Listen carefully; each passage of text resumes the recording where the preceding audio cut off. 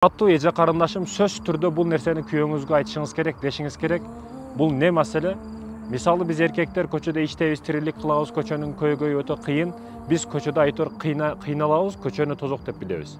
Аял киши үйдү кыйын деп билет. Үйдө тирилиги бар, каса жууш керек, идиш жууш керек, баягыдай балдарды памперси, идиши, кийимин жууш керек, айтор проблема толтура. Үйдө аял киши эс албайт экен да. Эркек киши көчөдө эс албайт. Эркектин эс ала турган жери кайер? Бул үйү. Үйдөн рахат алат эркек киши. Эркек кишилерде психологиясы бүгүн ушундай. Аялды көчөгө чыгарбаш керек, үйдө туруш керек, үйдө жатыш керек, үйдөн чыгарбаш керек. Баягы үйдү түрмө кылып койгондор бар да. Аялы үчүн түрмө кылып койгондор бар. Мен мисалы кээде айтып турам. Көчөгө чык, эс ал башка кыл. Эмне үчүн урматтуу мекендешим? Аял киши үйдө эс албайт экен да, көчөдө эс алат экен.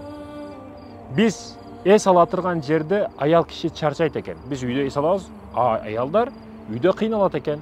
Ал жерде чарчайт экен, ал жерде эс албайт экен.